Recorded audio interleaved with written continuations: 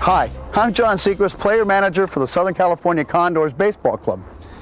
You know, I've been involved in the game of baseball all of my life. Not only is it a great game to play, but it's also a fun game to watch, whether it's here at the park, on television, or if you listen to it on the radio.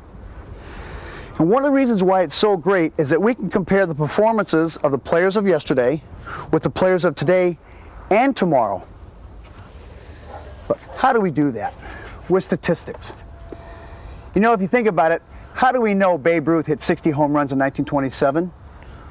Or how do we know Earl Hershiser, he pitched 59 consecutive scoreless innings in 1988? Because somebody was keeping score and they were compiling the statistics. Now, a lot of people think that it's very difficult to keep score in baseball, and it's not. It's quite easy. So you come along with me in the next 30 minutes or so, and I'm going to teach you how to keep score in baseball. Now we need to look at the individual boxes that are in the score sheet.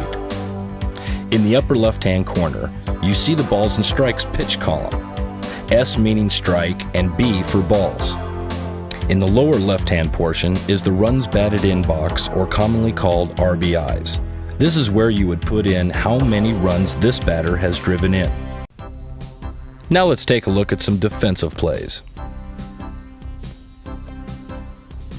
The basic ground out.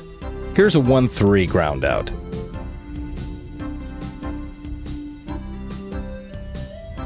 The batter hits a chopper in front of the mound, which the pitcher fields and throws to the first baseman for the out.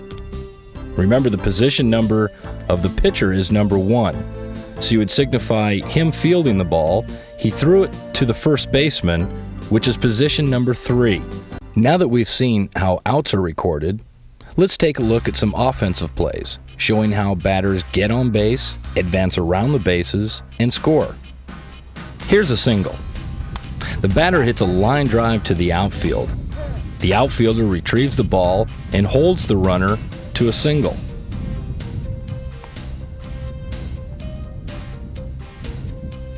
Going to the scorebook, you would simply draw a line here and slash first base, showing that it was a single. We've pretty much covered all the situations that happen in a baseball game and how to record them in your scorebook.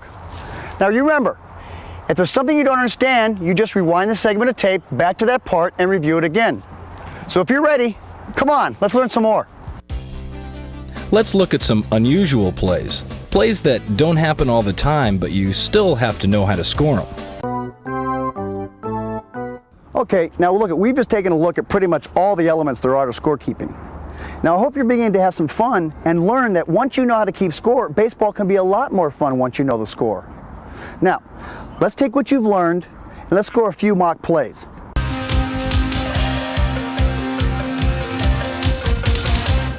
Now, let's use what you've learned to score some complete innings.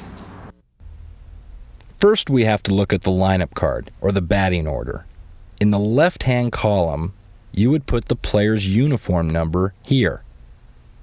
On the line in the middle, you would put the player's name.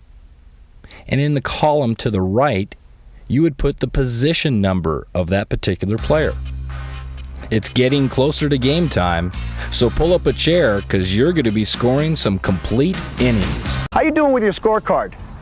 You'll soon find out that once you learn how to keep score, players are going to start coming up to you and say, hey, what's my batting average, or what's my earned run average? Well, it really is very simple. We're going to show you how to calculate these stats right now.